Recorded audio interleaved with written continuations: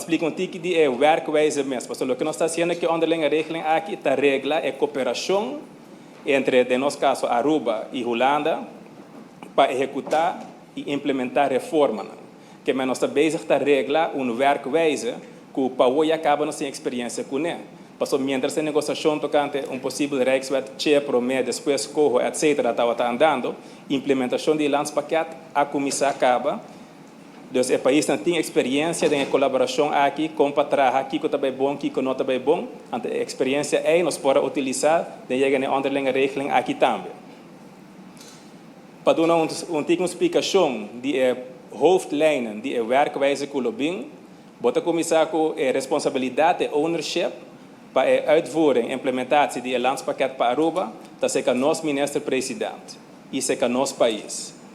Pois de coördinatie van de uitvoering van het landspakket berust in Aruba bij de minister van Algemene Zaken. Zij wordt hierin bijgestaan door de onder haar resorterende uitvoeringsorganisatie. Daarbij ting een organisatie lokaal na Aruba, que está encarregada, que fazia trabalho de monitorear e executar o landspakket. E essa aqui está uma organização que está diretamente bouw die minister-president, minister van Algemene Zaken, para mais correto. Pois não está bem uma instância independente, nova maneira promé corro abin, pero botin uma uitvoeringsorganisatie que está resortar bouw die minister de Algemene Zaken, pois também bouw die sua bevoegdheid, bouw die sua gezag. Para mim, zie ik hoofdlijnen die werkwijze ten behoeve van de implementatie van het landspakket werken Aruba en Nederland samen.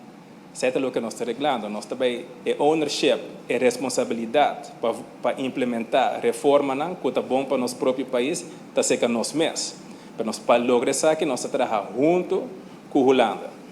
E a coordenação voor die Hollanda dingen samenwerking dat is de minister van Binnenlandse Zaken en Koninkrijksrelaties, de práctica dat is secretario de Estado encargado com Koninkrijksrelaties. Pues de coördinatie voor Nederland berust bij de minister van BZK. Zij wordt hierin bijgestaan door een onder haar resorterende werkorganisatie. Mescos Cupa Aruba, bouw die minister de Assunten General, tem een uitvoeringsorganisatie, dat trabalha junto com Holanda, e aí bouw die men BZK, de prática secretário de Estado, tem uma werkorganisatie.